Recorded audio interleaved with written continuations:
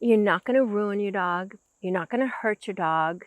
You're not going to ruin your relationship with your dog. You're actually going to strengthen it. We're going to take you through this process from beginning to end. The beginning may feel a little slow. There may be times where you have to come back to this step and go over it again. That's okay. This is like learning anything new. You're learning it, and then you're passing it on to your dog, who is also learning it. And he's his own little being who's probably gotten his way. And now you're stepping in there and saying, no, Fluffy, this is how we're going to do it today, from now on. In the first week of getting your dog acclimated to the prong collar, it is short walks.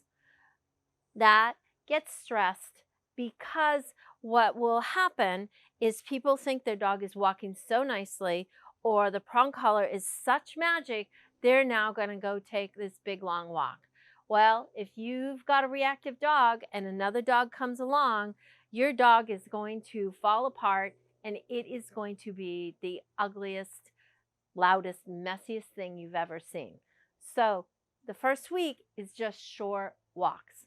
And when I say short, I mean up and back, just like I'm going to do here with Gonzo. The command I use is let's go. Let's go. I give a little, well, see, this is why I use 2 leashes. Here he is so interested. I'm going to pull really hard on his regular leash. Now there's pressure. Let's go. I relax the orange leash with his regular collar. Let's go. Pop, release. Nope. Then if he starts to pull too hard, I can rein him in with his orange leash and give a little pressure with the prong collar. The orange leash is so that he doesn't get used to pulling through that prong collar. They will very quickly get used to what this feels like and pull. You've probably seen big bully dogs with a big prong collar and they're still pulling through it. Little fluffy dogs still pulling through the prong collar. This is getting them acclimated so that now they listen. The orange leash is loose. Let's go.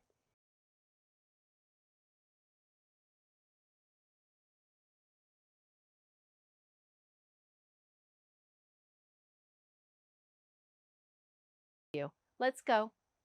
Pressure, release. Let's go. I say let's go on the turnaround so that he begins to understand what let's go means. He starts to pull ahead.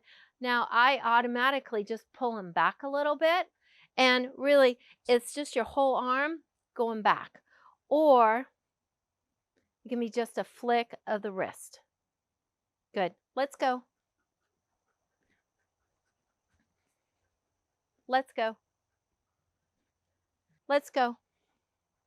Now he's understanding what let's go means. He's just moving with me very easily. I don't worry about sit at this point. I don't worry about getting him to look at me. That comes automatically as he starts getting better at listening. If you've got a tougher dog than Gonzo, who's lots more reactive or is really like making a big fuss about having to wear this collar, be careful not to feel badly for your dog or feel like you're going to hurt him. This collar, we've trained hundreds, thousands of dogs, and no one gets hurt if you use it properly. The proper way to do it is start off in little tiny bits. Now, you can make your walk even shorter. I've had dogs in that they could hardly go 3 steps without having to pull off. Let's go. So some dog starts pulling off this way, I'll immediately turn around, come back. So I'm just doing little circles, no, in order to get him to listen. There, Gonzo was wanting to sniff over here. No, little pressure, pull him back. He's just sniffing. Well, just sniffing is really what gets a lot of dogs in trouble. because then you've lost them. You're here because you haven't been able to manage your dog. And there are many ways to train a dog. This is what we have found works with all the dogs that we work with. The prong collar can look rough, especially when I show you the next size up, but you're not going to hurt your dog. Following our instructions, you're going to learn how to use this easily, gently. This is a new way to communicate with your dog so that they begin to listen. It may be that they don't like the prong collar. You go to put it on them and they're like, well, not again. And it's really more like, what are you doing? You're making me work more? I'm a good boy. So many times it's important to listen to what our dog, the message our dog is giving us.